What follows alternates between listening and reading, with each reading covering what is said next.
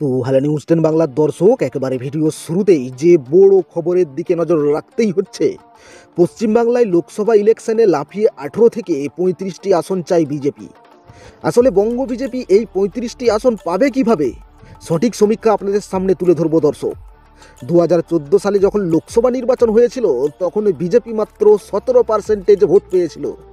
2019 সালের লোকসভা নির্বাচনে এক অন্য ধরনের ম্যাজিক দেখা গিয়েছিল বিজেপির।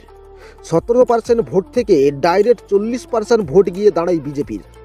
এক লাফে 18টি সিট পায় বিজেপি। এই সময় দাঁড়িয়ে 2024 লোকসভা নির্বাচনে এক ভয়ঙ্কর পরিস্থিতি। লাগাতার বিজেপির ভোটের লাফিয়ে লাফিয়ে বাড়ছে।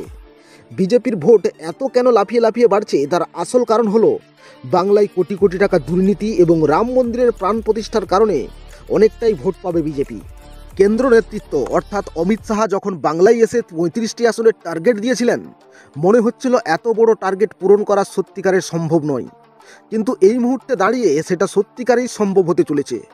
সমীক্ষায় আমরা দেখব দর্শক বিজেপি কোন কোন আসনগুলি জিততে চলেছে। তার আগে ছোট্ট একটি রিকোয়েস্ট করব, নিউজ 10 বাংলায় প্রথম হয়ে থাকলে অবশ্যই চ্যানেলটি সাবস্ক্রাইব করবেন এবং পাশে থাকা ঘন্টাটি অন করে দেবেন লেটেস্ট ভিডিও সবার আগে পাওয়ার জন্য।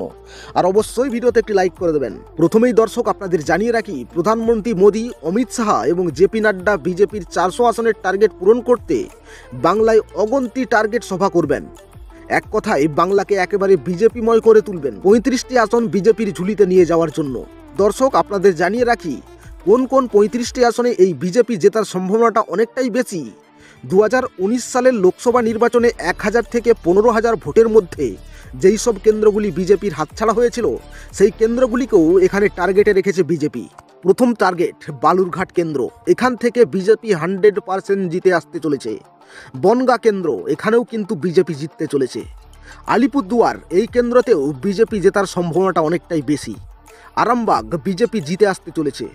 আসানসোলের সমীক্ষা অনুযায়ী এখানেও থেকেও বিজেপি জিততে চলেছে। বাঁকুড়া কেন্দ্র বিজেপির বড় জিত হতে চলেছে। বারাসাত, এখান থেকেও বিজেপি বেরিয়ে যাওয়ার সম্ভাবনা বেশি। বর্ধমান পূর্ব বিজেপির হাতের মুঠোয়।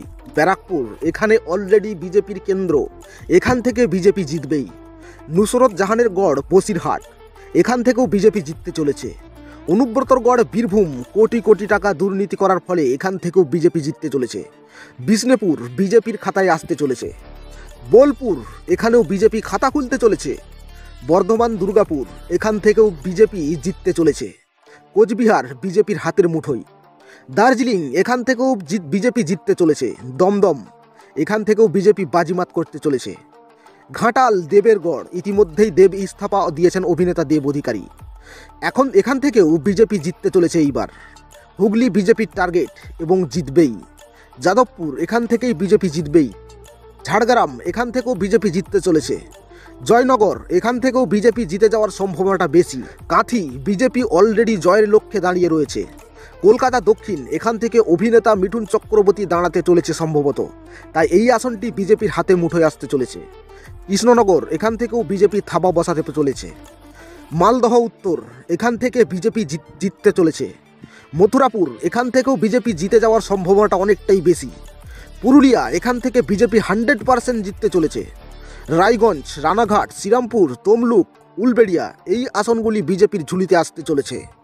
এবং বহরমপুর, ডায়মন্ড হারবার, হাওড়া, জঙ্গিপুর, কলকাতা উত্তর, মালদহ দক্ষিণ, মুর্শিদাবাদ, এই আসনগুলি মূলত তৃণমূল জিততে চলেছে। দর্শক অবশ্যই যদি এই মুহূর্তে নির্বাচন হয় তাহলে কতটি আসন